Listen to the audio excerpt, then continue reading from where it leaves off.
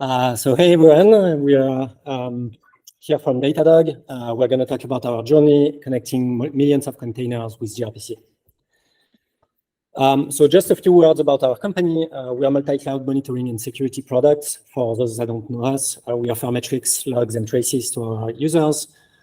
This talk is not going to be about how to monitor gRPC using Datadog. It's going to be about how we use Datadog to power the Datadog product. So we're actually a fairly large service. We have tens of thousands of customers. We store trillions of data points per day. So that gives you an idea of the kind of challenges that we can have on the back end, and this puts things a bit into perspective. So why do we use gRPC? So originally we started using it fairly early on, around 2016. And the main reason to use it was client and server code generation, really based on protobuf. It makes it really easy to basically write applications that communicate over the network. And it supported the language we needed. So the fact that it embeds advanced client-side load balancing was more of a convenient discovery than really a deliberate design choice. But as the Datadog backend become larger and larger, those features actually prove to be something that is really truly useful to us. Okay, so this is a typical setup of a gRPC server service with clients at the top and servers at the bottom. Most services run on many replicas. Some services can have a lot of replicas, like hundreds of them.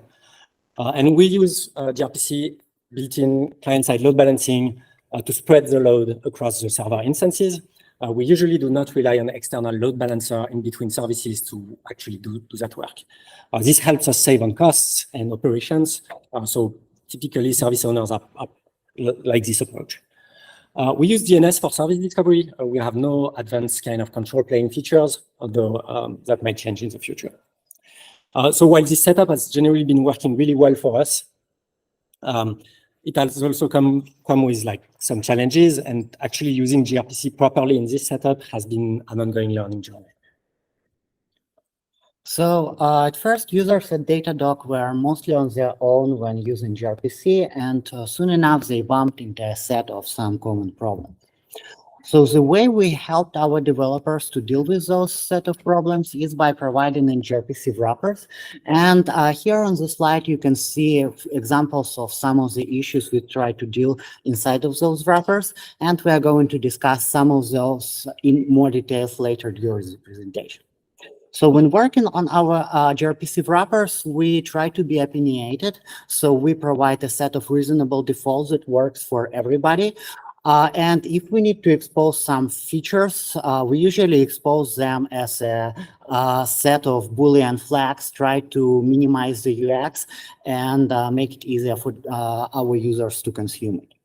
So this approach has a nice property, so we also can transparently deal with some of the problems, even without user involvement, by adding new default behaviors to our wrappers.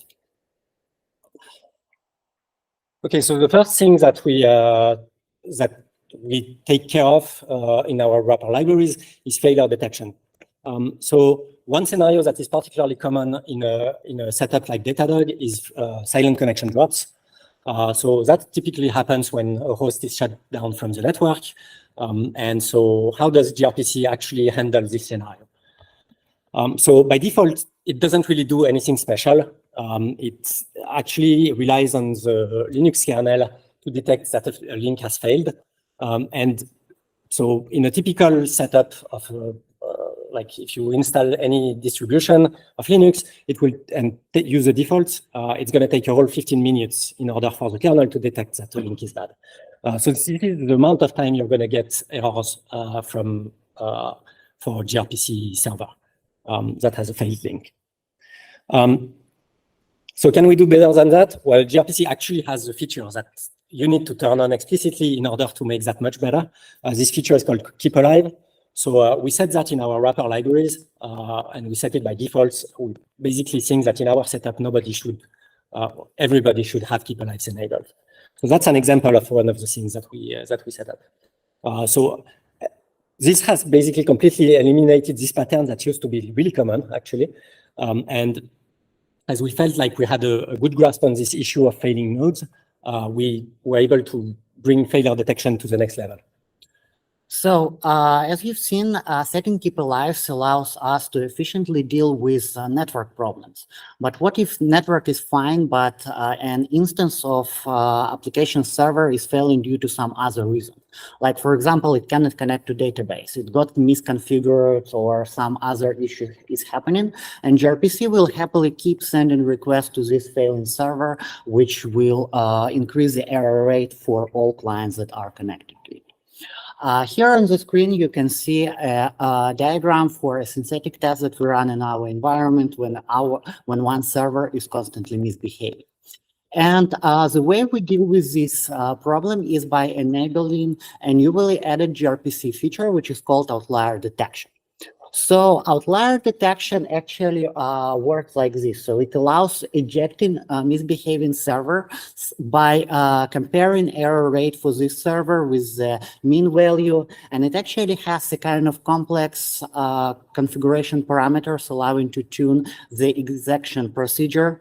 But during some experiments, we came up with a set of reasonable defaults that works for most of our users, and we configure them by default in our wrapper libraries. And as you can see on the bottom diagram, by enabling outlier detection, the impact of misbehaving server can be completely eliminated. So now when we talked about failure detection, let's discuss some other common problems that our gRPC users faced in our environment. So here on the screen, you can see a diagram of CPU utilizations that is generated for some of our gRPC server. And at first, it might look surprising why some servers will have a lot more load than the others. But the answer why this is happening by default is pretty simple. So the problem here is that by default, gRPC is using peak first as default load balancer, and peak first work like this. So basically, every client picks a single server out of the list of all available servers, and then send requests to this server. And statistically, the probability that the load on the server will be evenly distributed is very low. So what we did to deal with this problem is change the default in our environment. So now we use round robin as the default load balancer, and round robin works very differently. So at every client now round robin requests between all available servers, and now every server receives exactly the same amount of requests. So you can see the impact of this change on the screen, and now requests are perfectly balanced. But in practice, we want to have even balanced CPU utilization and not just number of requests. So this is still not enough. Okay, and so one thing to have in mind here is that service owners typically want to actually tune their autoscalers that chooses the number of pods according to the vast majority of service owners actually use CPU-based autoscaling, and they would add instances when the average CPU, or when the CPU of their servers is actually going over a threshold for a sustained period of time. And actually, the question is, when you have many servers, which number do you take? Typically, you actually, one obvious answer could be to take the average, but that means that if some servers are having a high CPU usage and others have low CPU usage, then some of them will still get overloaded before the autoscaler kicks in. So people typically have to provision autoscaler for the instances that are the worst performing. So here is here are the graphs of usage for one of our production services. As you can see on the top, because we use round robin, the requests are perfectly balanced. But on the bottom graph, we see that CPU usage is actually showing this band effect, where some are around 50% CPU usage, or others around 60%. So this is a problem in practice because you have to tune your autoscaler based on the more like those that seem to have higher CPU usage. So what's going on under the hood here? It happens that our round robin is good at balancing requests. It's not good at actually balancing load. And here we have our workloads running on 2 different generations of CPU. So ideally, you would want CPU usage to be perfectly balanced and not the number of requests. And one thing to keep in mind is that the team that is responsible for scheduling workloads onto servers isn't really interested or isn't really able to make sure that all the servers for a given deployment are running on the same kind of instances. So can we do better than that? Well, some of you that have worked on gRPC very recently will recognize a perfect use for the weighted round robin balancer, which is a new feature that was recently added in gRPC. And the idea is that servers will communicate their current load in each response, and then clients will weight the number of requests sent to each server according to a computed capacity. So integrating that in our environment was actually really easy. We just had to implement a few interceptors and a tiny loop that measures CPU usage and plug that into the built-in weighted round robin load balancer. So we do that through our wrappers library again. So this can be enabled by service owners through a simple Boolean. So the results have been actually very impressive. As you can see on the top graph, CPU usage now after deploying the load reports becomes completely balanced. It becomes a straight line. And it's now the number of requests per pod that is actually different according to the server performance. So the nice thing really about this feature is that it requires no coordination, no control plane. It's really easy to set up. Okay, so as we just showed, round robin is a great way to achieve good load balancing. It actually has also some drawbacks. So let's look into that. So this is showing each arrow on this diagram is actually showing a connection between a client and a server. When we use round robin in this client-side load balancing kind of setup, the total number of connections is the number of clients multiplied by the number of servers. So each server receives 1 connection per client. This number can become quite large if you have a lot of clients.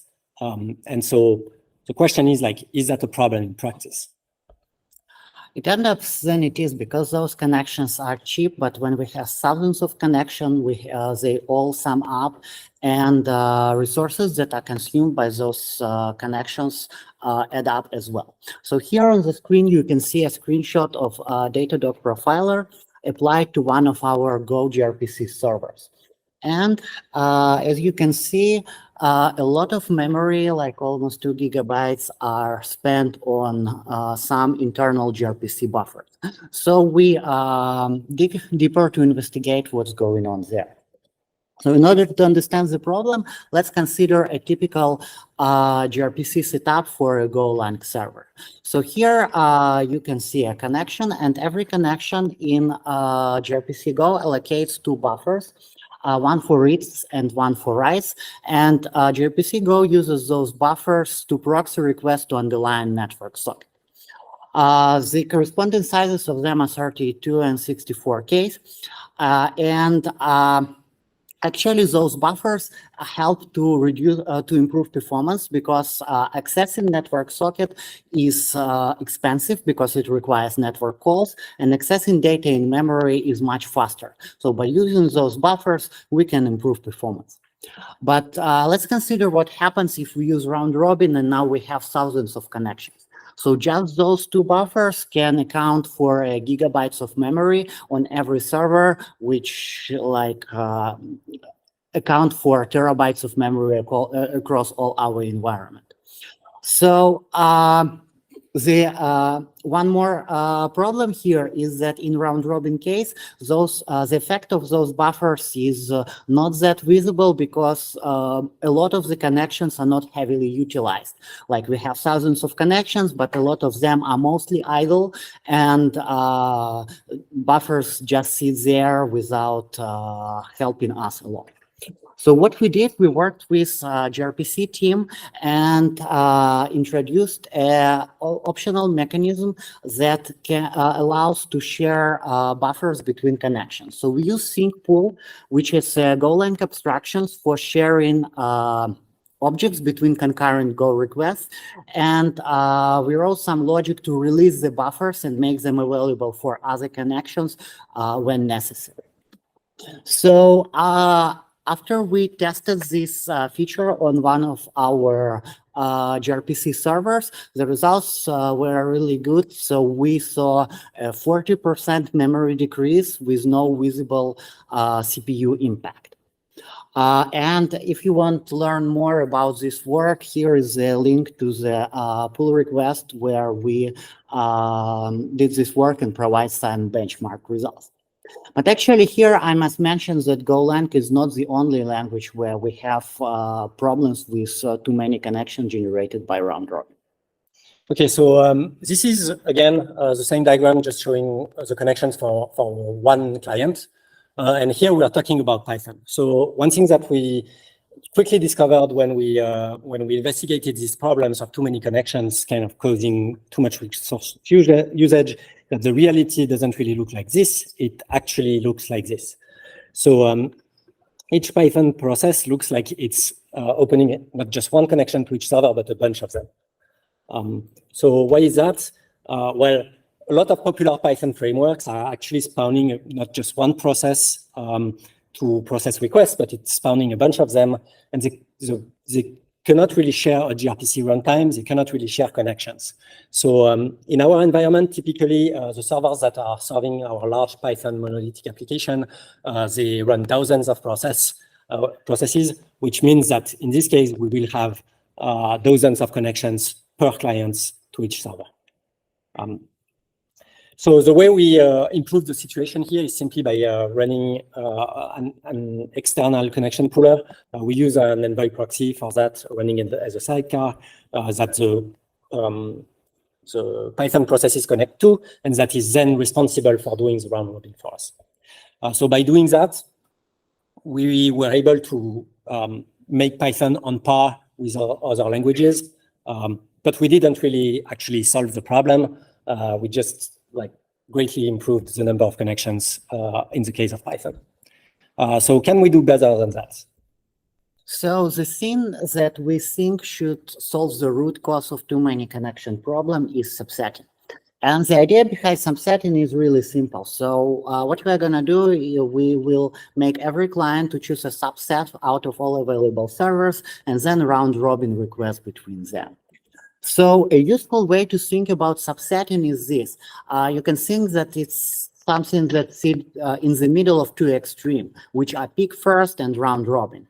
If you compare it to peak first, it still opens more connections because every client is connected to a subset, not to a single server, but it's still way less than in case of round robin. But because of the fact that we are opening more connections, we can have a better load utilization on the server than we have with peak first. So the only way of subsetting we implemented in our infrastructure so far is random subsetting. And the algorithm here is trivial. Basically, we just pick a random set of hosts on every client and then round robin requests between them.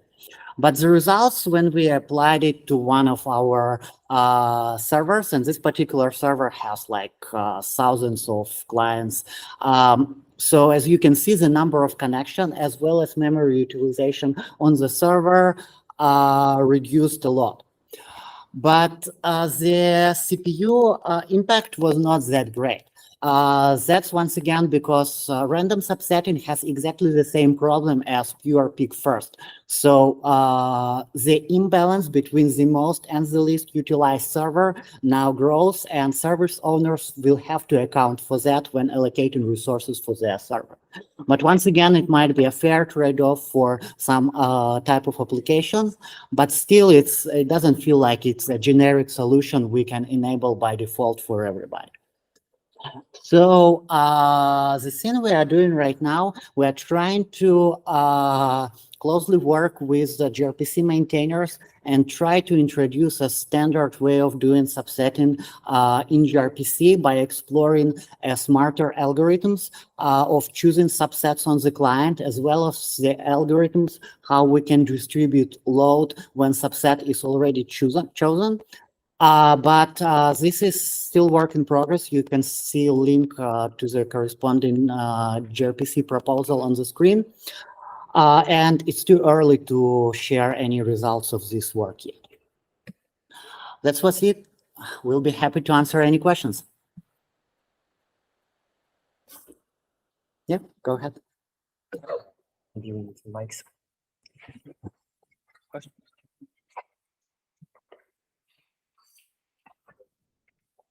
Wondering, are you expecting that with random subsetting being taken out and deterministic subsetting coming in, that the CPU load will be better balanced across servers? Is that the expected outcome? So yes, basically with deterministic subsettings, there are some well-established algorithms. We looked at the ones that used at Google and the Twitter Aperture, and actually it is possible to achieve perfect request and connection distribution if you use deterministic subset. The problem with those algorithms is that they require coordination between clients, and that's kind of the point where we get some pushback. So that's why we exploring different options of doing this, and we may end up not contributing deterministic subsetting to gRPC. By the way, if you know some approaches that work without coordination, like please come and talk to us. Just to follow up, it may be a naive question, but like sharing buffers between the connections, like you did for Go, is not a possible solution for the Python implementation? I don't think that Python is affected by the same problem because it's more specific how Go was implemented. And I don't want to dig into too much technical details, but yeah, I don't think it applies to Python. So hi, my name is Sai. We use subsetting at our company, and we leave it to the teams to decide what the subset size should be. I'm curious if you guys have any data on like how you decide the subset based on number of clients and servers. So we have a few teams, as we said, that do that, and they choose the subset size, so it's the same. For us, it's a little cumbersome because we don't have a centralized way to control all clients. As I mentioned at the beginning, we don't have any sort of control plane that can kind of dynamically inform all clients that they should increase or like which subset size they should use. But yeah, basically this is like. So is this some kind of like configuration that the team needs to change and then roll out to all the clients? Yeah, it does. You need to pass this information at client creation. Okay, thank you. Yeah, we're also looking at options where like we can somehow calculate the optimal subset size based on some metrics, but I'm not sure if it's feasible. Okay. So in case of weighted round robin, you said that. Here, hang on, Sergey. In case of weighted round robin, you said the load was reported back to the client, either out of band or on the along with the RPC response. So in your case, what was it? Out of band? So we use the default, which is within response to ADARs. I think both would have worked equally well. But, Okay, because if it was reported out of band or something, you could actually also use that to figure out which subset to choose or where to send RPCs and all that stuff. Even pick first can be used with that, I was thinking. Yeah, we're exploring those options like trying to like disconnect from most connected servers. But yeah, as I said, we don't have results yet.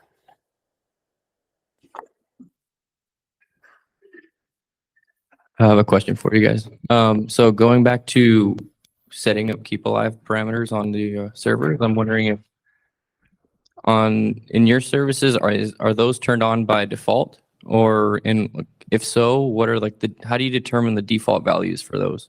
So actually, it's pretty interesting. I didn't get into details here, but we set it to a pretty high value because the main thing in my opinion, that gRPC TP lives are doing. So the mechanism is that it sends ping regularly, and you can configure the interval and the timeout. But regardless of the interval that you put, it sets TCP user timeout on the socket. And this is what has the, like, it basically reduces this window of 15 minutes to 15 seconds, which in most cases solves the problem. Yeah, and the actual value, I think, is still 15 minutes for the, but we don't care about the keep alive themselves. Thank you.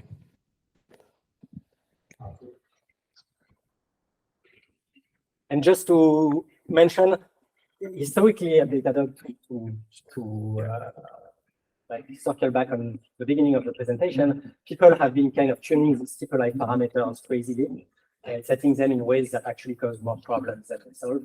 So that's one of the reasons why centralizing that is that. After the initial subset is computed and then the outlier detection evicts the host, what happens with the subset? So in our setup, nothing. It just reduces the size of the subset.